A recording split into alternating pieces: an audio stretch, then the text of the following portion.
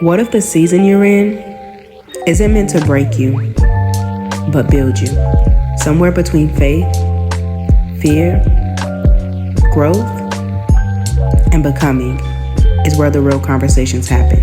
This is a space for honesty, healing, purpose, and learning how to walk with God in real life. This is Between Me and Thee.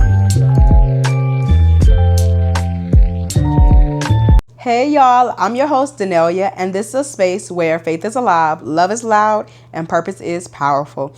Let's get right into our episode, y'all. We have the song of the week as In the Middle by Smokie Norful. Really powerful, really heartfelt, deep, heavy on the heart song. And our scripture of the week is 1 Kings 19, 4-8. Then he went on alone into the wilderness, traveling all day. He sat down under a solitary broom tree and prayed that he might die. I have had enough, Lord, he said. Take my life, for I am no better than my ancestors who have already died. Then he lay down and slept under the broom tree. But as he was sleeping, an angel touched him and told him, "Get up and eat." He looked around, and there beside his head was some bread baked on hot stones and a jar of water. So he ate and drank and lay down again. Then the angel of the Lord came again and touched him and said, "Get up and eat some more, or the journey ahead will be too much for you." So he got up and he ate and drank, and the food gave him enough strength to travel 40 days and 40 nights to Mount Sinai, the mountain of God. That is our scripture of the week, y'all. And let me start by saying this is a very heavily noted episode, so it's going to be a lot of looking down. I got Big Bertha as support because I have been in a season where it honestly feels like, it's a lot of self-reflection happening here lately, even especially like through these episodes. It feels like a lot of digging deep down inside, see what's happening, removing things. But because I am stewarding over this podcast, right? Things are they're not only being removed like privately anymore, right? And so, of course, we're here to tell some more of the business. So this is a very heavily noted episode because as I've been in this season of just trying to spend more time with God, like without the other distractions in my life. Sometimes we're just so focused on our connection to people, our connection to things, our connection to places, whatever we're involved in. And sometimes we are not spending as much time or as intimate with God as we should be, right? And so I've been in this season where even though I have still been connected to God and I've still been aiming to do the things that as a child of God we do, right? Like praying, reading, all things. I haven't been as consistent as I had talked about before in another episode. But also I still hadn't felt at the point in my relationship that I have felt with God before. And so I had a day where I came home from work. I didn't turn on anything. As far as normally I would come home, I might turn on a show or, something like that. I might even turn on music, right? And I didn't turn on any music immediately. I didn't turn on a show. I came in and I was just quiet. And just really honestly, just burdened down, just heavy, just tired, right? But desperate for God to just show up in that moment, right? And there birthed this episode. So I'm still currently as I'm recording this now, I'm still currently in my season of trying to reach that place or a different place with God than I am currently, or where I have been. Just trying to get back to a healthy space with God where my relationship with God is exactly where it has been, or as strong as it has been before. Let me say it like that, because not exactly where, but as strong as it has been before, right? And so many times, people I've seen often and heard more people talking more and more about check on the strong friend, right? And even on social media, I'm seeing so much, and this might be, when people talk about the algorithm thing, this might be that, because It lines up with who I am. But I've seen more and more posted on socials talking about, the situation about being the eldest daughter, about being the family church goer, the glue to the family, right? All these things that tie into being the strong one, the dependable one, the one that the family turns to, the friends turn to, the one that everyone feels like you have it together, you got it down packed, you got it going on, you know how to manage your life, right? You know how to pray, you know how to get in the field about yours, right? And so people are talking more and more about that, right?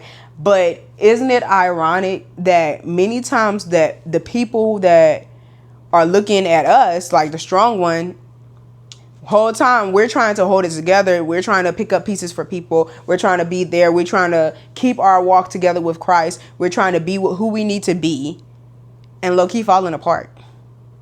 Isn't that crazy? Right? And so, speaking from the experience of the strong one, the family sounding board, the church goer, the generational curse breaker, right?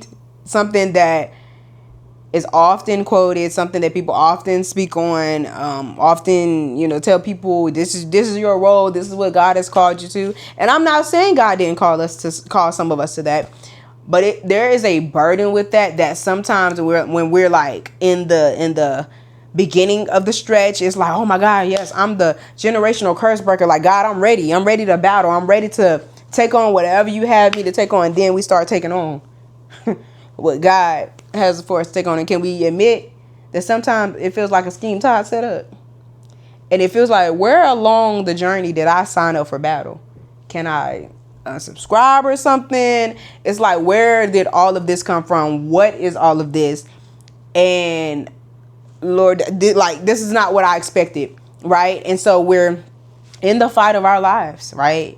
We are beginning to feel that burden, the heaviness, the weariness, as we're still trying to fight the good fight, still trying to walk the walk, be the person God has called us to be. And I know I'm not the only one who has like these thoughts or feelings, right? Because it feels like oftentimes I feel like I know that I'm on assignment, but the assignment feels exhausting. It feels so heavy that sometimes it gets hard to see the reason, to see the motive, which we know is to reach heaven, right? To live eternally with Christ spiritually, right? It seems so hard to reach that. It seems so hard to even know this when we're on assignment and we're dealing with the exhaustion of being that strong one, that strong friend, that family sounding board, that generational curse breaker, the one that people look at as if you have it all together, right? And it just becomes exhausting, right? Being the strong one leads us to being tired and feeling as though, for me, I feel that I have failed in my faith department.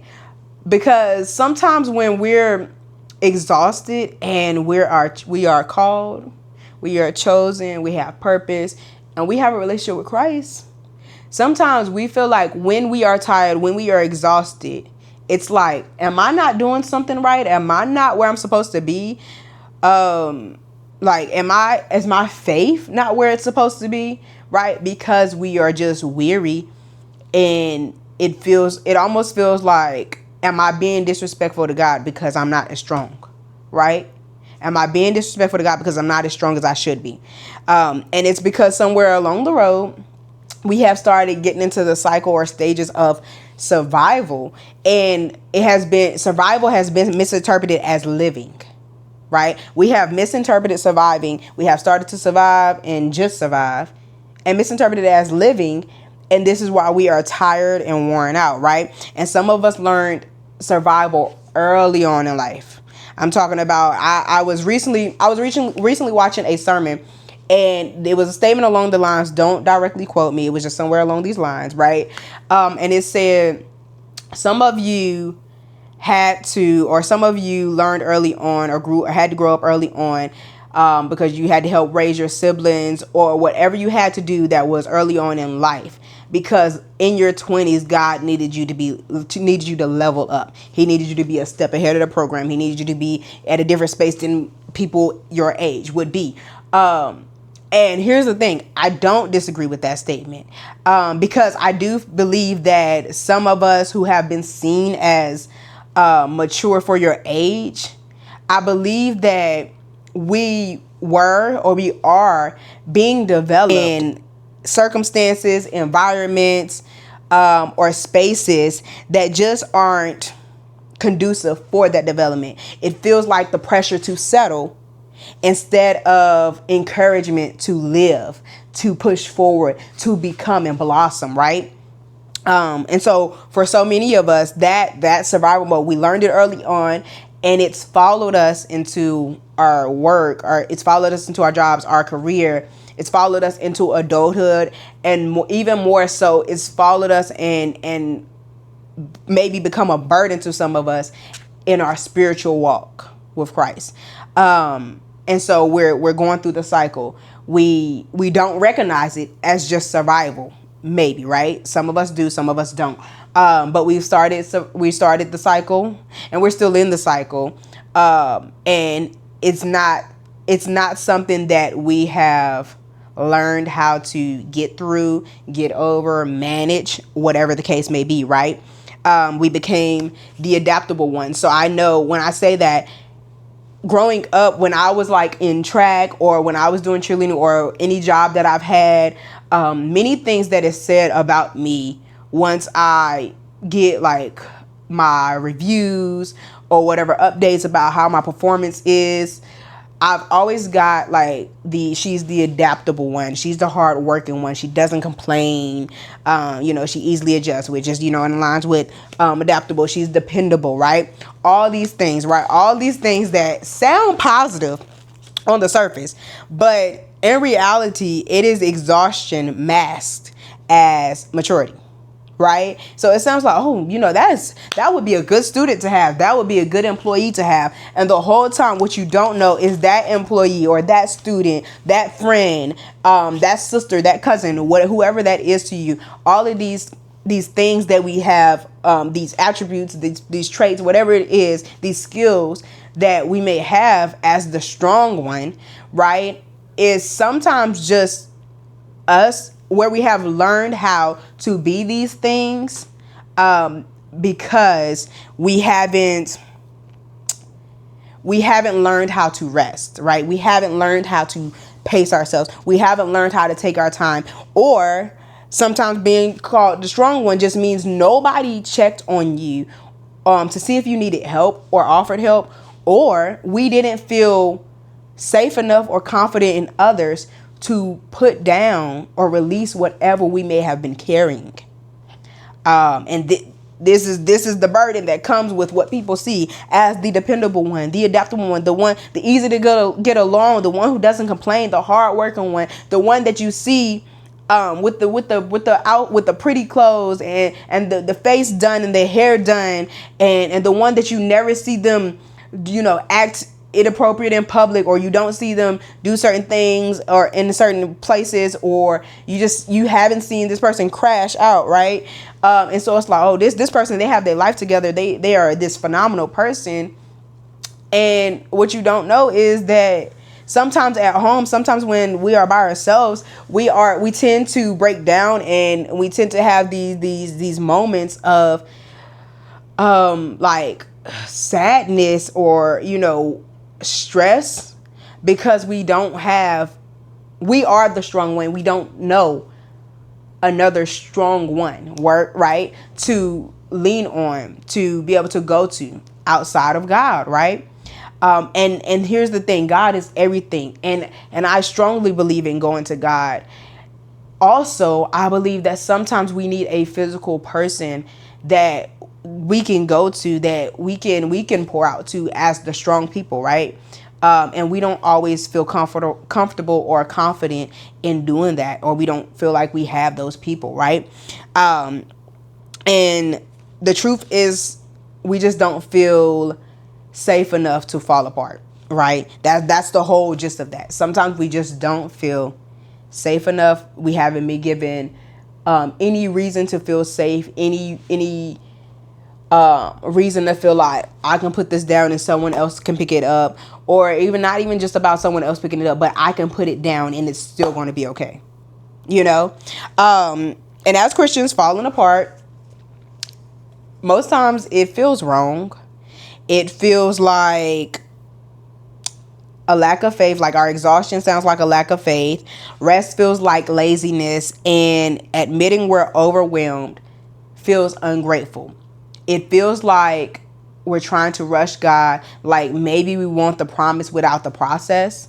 And it's not even about that, right? Sometimes just being in the process when we are the ones supposed to keep it together. We are the ones that are supposed to hold it together for everyone else. When we are supposed to be the prayer warrior, the one called, the one chosen, sometimes the process is just heavier than we knew, than we expected, right? And I know oftentimes it is quoted, that God won't give you more than you can bear, right? And here's the thing, that doesn't make anything feel less or more bearable. It doesn't make it feel less like there's less weight to carry. It doesn't make it feel easier to process. It doesn't make it feel easier to go through or deal with those things, right? That's one of those phrases where it's like, okay, that's easier said than done. And it's not an excuse. It's not saying I just want to be sad. I want to be depressed. I want to carry everything and just feel like I'm not going to make it the next day. It's not to say that we want to feel that way or that you just want to sit in that, right? But it's literally like the process sometimes hurts even when you are seeking God, connected to God, and you're trying to do the right things and live right. We're still in the process, and sometimes that process hurts because we have no one else to turn to or give it to, that, or it feels like that at the least, right?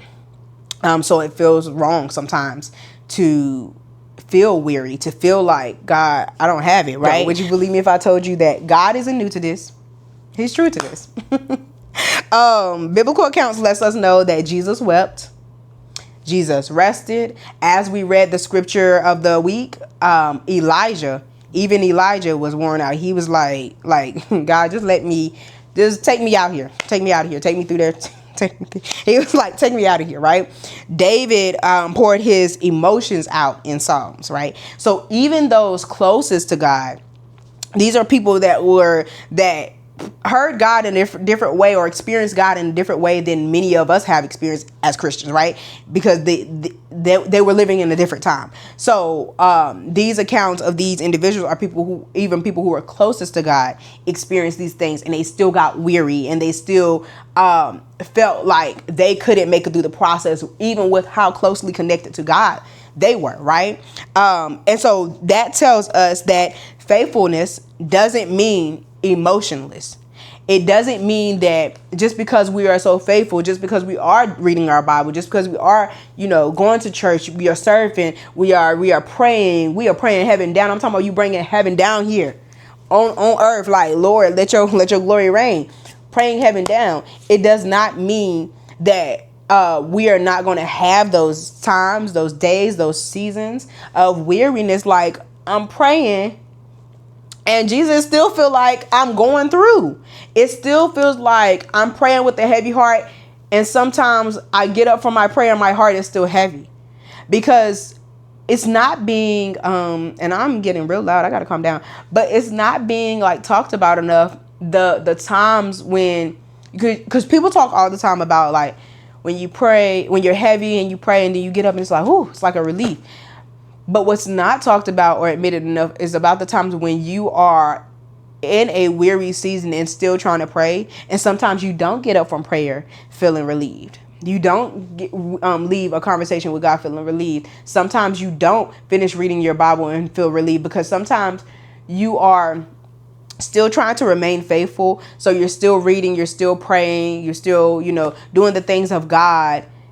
Because you want to honor God, you want to serve God, but it's now you're doing it out of the routine of, I know this is what I need to do, but you are already burdened down, and so sometimes you don't get up from prayer and feel like you can keep going and feel like you can keep pushing, right? Now Yeah, so that's not being admitted enough or talked about enough. And this is from the experience of sometimes this is where I believe where it comes in when people say sometimes we don't have the words and you just have the tears. And they say God still hears your tears. And so we experience that feeling of, does me feeling this emotion, does me feeling weighed down, burdened down mean I'm not faithful to God? And the reality is, no, it does not mean that. It has nothing to do with your faithfulness to God. It has everything to do with the weight that you are carrying that you never learned how to put down. Right. And many of us have been in survival mode for so long because we are uncomfortable needing people. And so survival mode then becomes our identity instead of just a season that we are going through, right? We've adapted, endured, and figured things out for so long on our own that vulnerability feels unfamiliar, right? And we feel like asking for help is uncomfortable. Rest feels earned instead of necessary. So it's very much normal to need to rest before you can continue on a journey, before you can continue on assignment, before you can continue on if you're at a job working or whatever the case may be. You need rest for that next assignment, for that next day, for that next season, for that next job assignment. So oftentimes when we are in survival mode, we're not resting like we need to, right? And so rest starts to feel like we have to earn our rest. Like I have to work hard, I have to do all these things before I rest. And in between time, you need your rest to continue. And so we sometimes, somewhere along the lines, we have got the process backwards. Like we didn't put that thing down, flipped it, and reversed it, right? We got the process backwards. So we begin to feel like productivity slowly it slowly becomes our worth. We now see our productivity as our worth, as the value that we hold, because some of us don't know how to receive. We only know how to give. We were never taught how to receive, how to take the time, how to take a minute, right? And that's also a thing where the stigma comes in, where people talk about like, I'll rest when I die, or you don't have time to rest, or you don't have time to take time, to rejuvenate. But we can't continue going on when we haven't rested or we haven't put down things we're carrying. We can't where people talk about you can't pick up anything else. I love the analogy that people give, and they when they're preaching or they're teaching or talking, and they give the analogy that if you have all these things in your hands or your arms and you're expecting God to do something else for you, where is God going to place it? Or he has no room to give you anything else because you still have everything. You're holding on to everything else or anything else that God has already instructed you or given you permission or allowed you to know that you need to put that down so that you can receive whatever else God has for you, right? And that is why so many of us struggle with hyper independence. And we have given it all sorts of nicknames, right? We call it maturity, we call it responsibility, and we even call it walking in purpose. Would you believe me if I told you calling your restless season walking in purpose? You calling it maturity, you calling it being responsible, you call it being that girl, and the whole time you not that girl. You're not that. You are that girl, but you're not that girl because you haven't rested. You still got that thing. You're still walking around carrying stuff that's not even your load to carry. And now we gave you cute little nicknames and stuff. But the reality is we have just mastered functioning while exhausted. We are walking around tired, still putting in the work. Somehow we have the energy to work. We're making it through, but now nothing feels fulfilling. It doesn't feel exciting. It doesn't feel good to do. It feels like a task. It feels like something that I have to get through, something that I have to do it. Like those things you may have prayed about in another season or another time, and that you're finally able to walk in because you're exhausted. You now feel like you no longer feel like I get to do this thing. I get to be this person. I get to walk in this. You now feel like I have to do this. This is what I have to do. I gotta show up. I gotta go there. I gotta be this person, right? And that's why God is teaching some of us that his presence still exists, right? Also in rest, his presence exists in stillness. It exists in honesty, in silence, and in simply being with him. And honestly, this is why some of us as believers feel disconnected from ministry, from church routines, and even from serving. Not because we're disconnected from God, right? But because we're weary. But the exhaustion isn't coming from God. It's not coming from God. It's coming from operating out of obligation instead of overflow. And I know that I've personally felt like, why God, why do I no longer have the zeal that I have to be in certain church spaces, to serve, to be in church routines, right, anymore, like I've previously been? Or why don't I have the excitement to do your will, or to be your child like I've had before, right? And it's not because I don't want to be connected to God. It's not because I don't love God, or I don't love serving, or I don't love ministry works, or I don't love honoring God, right? It has nothing to do with that. It's not because I lack faith, right? And like I said, it's not because I don't value ministry. It's not because I don't value the kingdom of God, right? It's not about that. It's because I know that deep down, there has to be more to serving than showing up exhausted, right? Like maybe God never intended ministry to feel like spiritual survival, right?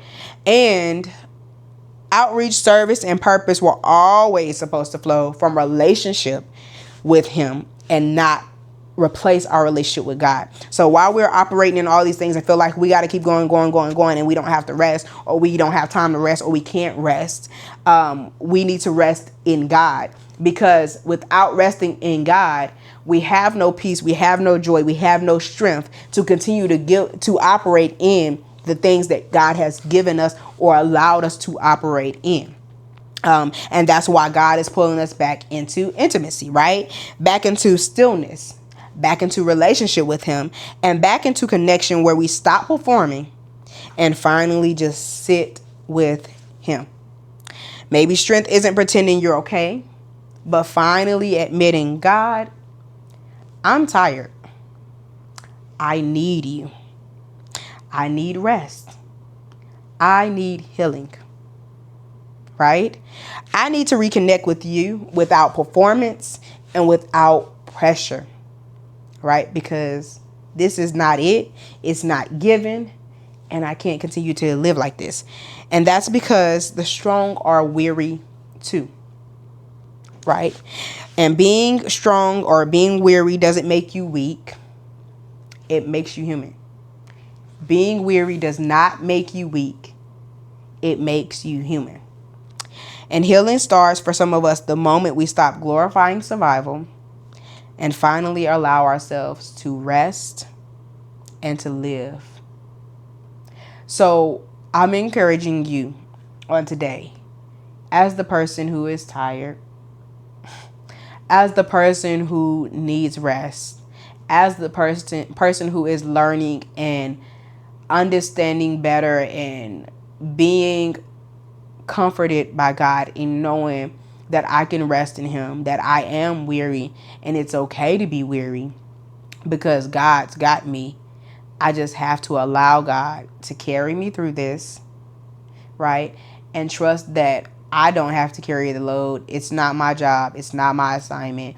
I can make it through. I can rest, and that I'm not going to miss what God has for me as I do so, right? So I'm encouraging you to rest. Rest in God now so you can live in God forever, right? And so you won't be burned out, so you won't kill yourself from exhaustion, from being burned out. I love you. I hope you get the rest that you need so that you can live and thrive in God. Bye. This is a space for honesty, healing, purpose, and learning how to walk with God in real life. This is Between Me and Thee.